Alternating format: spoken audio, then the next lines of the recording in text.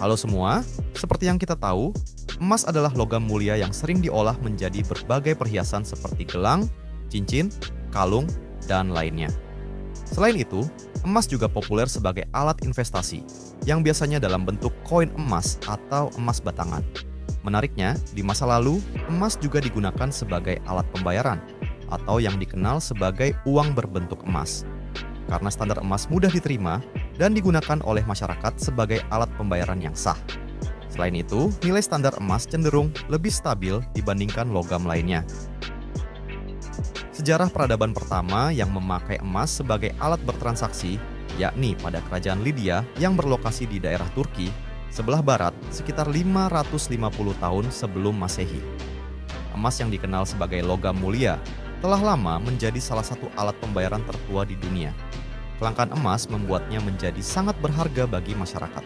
Tapi, tahukah Anda bagaimana emas diolah dan diperoleh? Emas didapatkan melalui proses penambangan. Namun, ada dua cara utama untuk menambang emas, yaitu dengan cara manual dan dengan cara modern.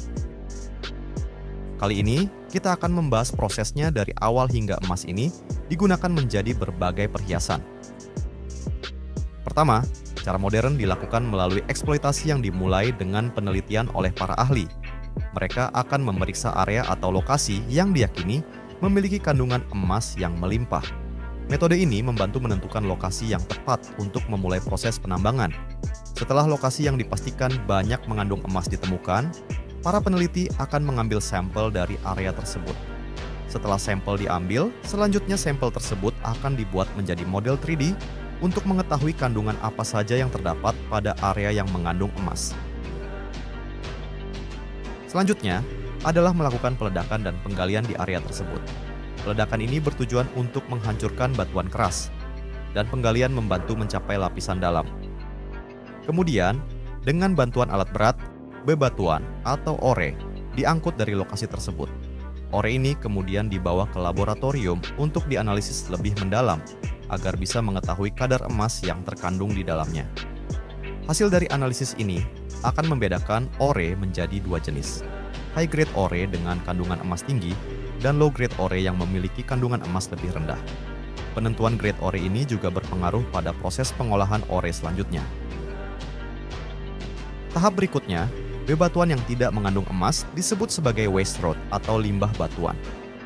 Limbah batuan akan dibawa ke tempat pembuangan yang telah ditentukan di area pertambangan. Sementara itu, low-grade ore akan dikirim ke leach pad, sedangkan high-grade ore akan dibawa ke fasilitas pengolahan emas. Di sana, high-grade ore akan dimasukkan ke mesin penggilingan untuk diubah menjadi butiran-butiran yang lebih kecil. Bebatuan atau ore yang telah digiling akan memasuki proses terakhir, yaitu pemisahan emas dari pasir. Namun, tidak semua ore langsung melalui tahap ini. Ore yang mengandung sulfida akan terlebih dahulu menjalani beberapa proses tambahan sebelum akhirnya mencapai tahap pemisahan emas dari pasir. Setelah semua proses sebelumnya selesai, hasilnya akan dialirkan ke tangki-tangki yang mengandung senyawa karbon dan sianida. Di dalam tangki ini, butiran-butiran emas akan menempel pada karbon. Karbon yang sudah terikat dengan emas kemudian akan dibawa ke tahap berikutnya. Dalam proses ini, karbon yang mengandung emas akan dimasukkan ke dalam senyawa, khusus untuk memisahkan emas dari karbon dan mengubahnya menjadi senyawa emas murni. Selanjutnya, senyawa tersebut akan menjalani proses elektrokimia. Hasil dari proses ini disebut sebagai recovery gold atau pemulihan emas dari bahan mentah. Hasilnya kemudian akan dipanaskan dalam furnace atau alat pemanas pada suhu sekitar 21.000 derajat Celcius. Dan selanjutnya dituangkan ke dalam cetakan untuk dibentuk menjadi emas batangan. Pada tahap ini dalam proses pengolahan emas batangan yang telah melalui pencairan pertama akan dipanaskan kembali dan direndam dalam cairan klorin. Metode pencairan kedua ini menghasilkan emas dengan bentuk seperti cornflake atau biji jagung dan kadar emasnya yang mencapai 99%. Emas yang berbentuk cornflake tersebut kemudian dicuci menggunakan cairan bernama aqua regia untuk menghilangkan sisa-sisa kontaminan dan memurnikan emas lebih lanjut. Setelah dicuci dengan aqua regia, emas berbentuk biji jagung akan larut menjadi cairan mirip minyak. Cairan ini kemudian diproses lebih lanjut hingga berubah menjadi pasir emas. Bentuk pasir emas ini merupakan jenis emas dengan kadar paling murni. Proses berikutnya emas yang berbentuk pasir kemudian akan dilelehkan dan dimasukkan kembali ke dalam larutan kimia. Setelah itu, campuran tersebut akan disaring untuk menghasilkan biji emas murni. Biji emas murni ini adalah hasil akhir dari proses pemurnian dan menunjukkan kemurnian emas yang tinggi. Pada tahap terakhir ini, biji emas murni akan dilelehkan kembali dan dicetak menjadi batangan dengan berbagai bentuk, baik itu batangan kotak tipis, tebal, atau bentuk lainnya. Jika dibentuk menjadi batangan, ukuran beratnya bisa bervariasi mulai dari 1 gram hingga menjadi 5 kg. Setelah proses pencetakan selesai, emas batangan siap untuk dipasarkan. Emas murni umumnya disebut emas 24 karat atau 99% kadar emas, yang berarti tidak ada campuran logam lain. Namun, emas murni cenderung lebih lunak dan mudah berubah bentuk jika digunakan sebagai perhiasan sehari-hari. Jadi, emas murni sering dicampur dengan logam lain untuk meningkatkan kekuatan dan daya tahannya. Emas yang memiliki kadar 75% atau cap 750 berarti mengandung 75% emas murni, sedangkan 25% sisanya terdiri dari logam lain seperti perak atau tembaga.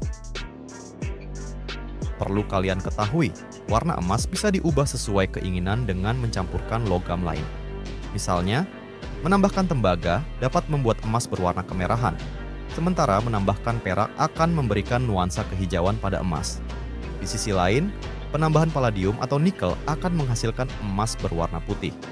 Emas putih adalah campuran antara emas dan logam putih seperti palladium, nikel, serta unsur logam lainnya. Meskipun tampilannya putih, campuran ini tetap mengandung emas murni. Hasilnya tetap akan tampak putih dengan sedikit nuansa kekuningan. Itulah proses pembuatan emas modern serta berbagai jenis emas yang sering kita temui dan diperjualbelikan. Namun, masih banyak yang belum tahu ciri-ciri emas palsu, sehingga seringkali terjebak dalam kasus penipuan emas palsu. Ciri-ciri emas palsu sebagai berikut. Yang pertama, bersifat magnet. Meskipun termasuk dalam golongan logam mulia, emas bersifat non-magnetis. Maka dari itu, cara melihat emas asli dan palsu adalah dengan mendekatkannya ke magnet. Ketika didekatkan ke magnet, emas palsu akan bereaksi karena mengandung campuran logam magnetis lain, seperti aluminium, besi, dan tembaga. Biasanya, perhiasan emas yang telah tercampur logam mulia lain bereaksi jika didekatkan dengan magnet.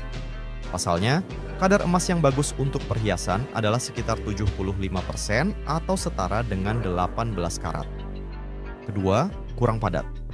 Emas asli memiliki kepadatan sebesar 19,3 gram per sentimeter kubik. Tingkat kepadatan emas ini lebih tinggi daripada logam mulia lainnya. Kepadatan emas yang kurang dari standar tersebut menandakan bahwa emas memiliki campuran logam mulia lainnya. Inilah salah satu ciri-ciri emas palsu yang perlu diperhatikan. 3. Mudah terkorosi atau berkarat. Ciri-ciri emas palsu yang paling mudah dideteksi adalah perubahan warna akibat korosi. Dibandingkan emas murni, emas yang mengandung logam lainnya lebih mudah berubah warna. Kadar kemurnian emas paling tinggi senilai 24 karat, membuatnya memiliki warna kekuningan mengkilat yang khas dan tahan lama. Adapun emas yang dicampur dengan logam lainnya akan berkarat seiring dengan berjalannya waktu karena mudah terkorosi. 4. Akan bereaksi terhadap cairan asam saat direndam atau diberi cuka. Logam yang bukan emas murni cenderung berubah warna, mengalami korosi, atau menunjukkan tanda-tanda reaksi kimia lainnya. Sebaliknya, emas asli tidak akan bereaksi, berubah warna, atau menunjukkan tanda korosi ketika terkena cairan asam. Yang kelima, beratnya lebih ringan. Umumnya, emas asli lebih berat daripada logam mulia yang memiliki lapisan emas.